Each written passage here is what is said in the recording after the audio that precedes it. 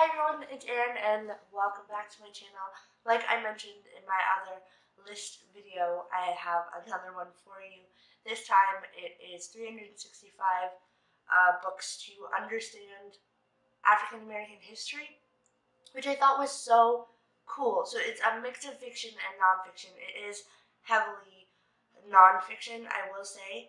And then there are some other authors that write primarily fiction that write about the Black experience that they want you to read. I have six to show you, two of which were in my previous video, so I'm gonna just whip them out and talk about them.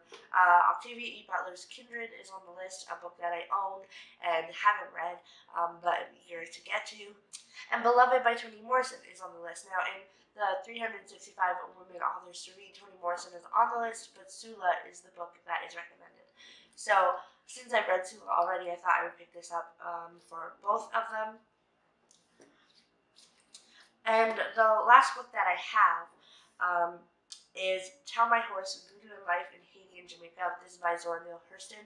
This is nonfiction about, what voodoo is and sort of how people who practice it in Haiti and Jamaica live by it and what it means and what it represents. So I'm so interested in this. I've tried to read Zora Neale Hurston's Their Eyes Were Watching God, and it just maybe it was my fault or the time that I was reading it, but I didn't get into it in time before I had to take it back to the library, and I didn't feel like renewing it, so maybe I'll try again after reading her nonfiction. Lastly, I have two books from the library.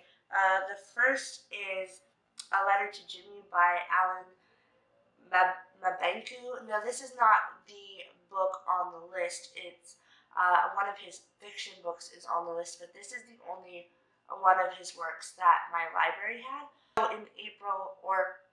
So in May, I'm hoping to buy African Psycho, which sounds absurd, but this is a collection of letters that Alan wrote to James Baldwin after his passing to kind of just explain what James Baldwin meant to him as a writer and sort of who James Baldwin is in the greater African American community. So I'm going to be interested to read this. I haven't read any James Baldwin yet, and I'm going to sort of test the waters, see if I can read this without reading James Baldwin, but I have a feeling that I'm going to get more out of it if I have read James Baldwin, so I'm going to get something by James Baldwin out from the library. And lastly is this nonfiction about a prison uprising in 1971 in New York. And this is something I've never heard of, but it's called Blood in the Water, The Attica Prison Uprising of 1971 and Its Legacy by Heather Ann Thompson. This is a history about the Attica Prison Uprising, which is a prison in New York. So what happened is many of the inmates in the prison thought that they were being mistreated, and it was just a horrible experience to live in this prison. Food was being withheld from them. They weren't given what rights they were allowed to have in prison and things like that. So they decided to rebel, and they took I think 15 or 20 hostages, and then it was a 4-day situation, and then the police and the guard sort of just decided they were going to storm the prison and kill anyone who needed to be killed, basically.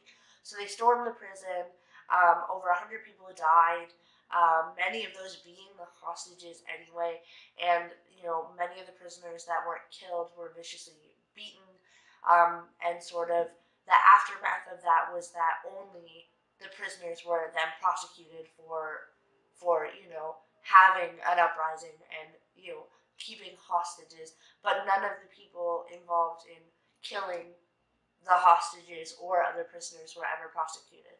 So this is going to be definitely a hard book to read, but this is the first book that stuck out to me on that list of books. I will leave a link to that list down below if you want to check it out.